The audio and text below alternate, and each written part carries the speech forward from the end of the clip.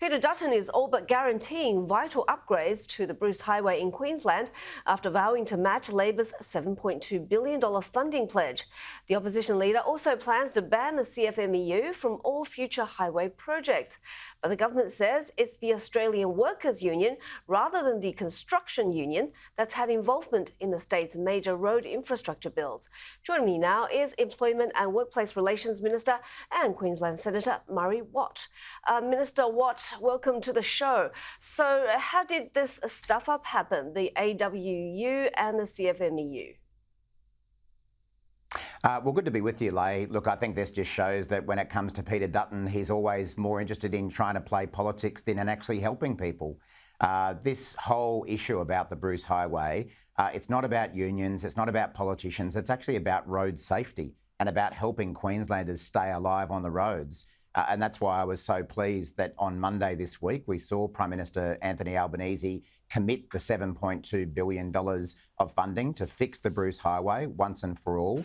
No conditions, no ifs, no buts. It's taken Peter Dutton and his team 4 days to match that commitment. And even now he wants to attach conditions to it, which are meaningless. As you said in your introduction, there's barely a CFMEU member who works on these road projects, the highway projects north of the Sunshine Coast. It shows that Peter Dutton doesn't really bother to get out much more further north than Noosa to understand Queensland and to understand why we need to act on this and not play silly political games, which is what he always seems to want to do. Has there been and will there be discussion with the AWU on the construction upgrade? Well, another thing that Mr Dutton doesn't seem to understand is that the role of the federal government when it comes to these road projects is to help fund them. It will be a matter for the Queensland government to enter into contracts for the delivery of that project.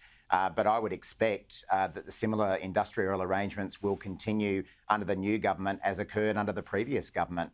And what that generally saw was that the Australian Workers' Union had coverage and membership when it came to building these types of projects, particularly in regional Queensland. That'll be a matter for the Queensland government to resolve. But as I say, I think this is just another really disappointing exercise in negativity from Peter Dutton, that rather than thinking about the big picture and thinking about Queenslanders, he wanted to try and turn it into some sort of meaningless political fight over nothing.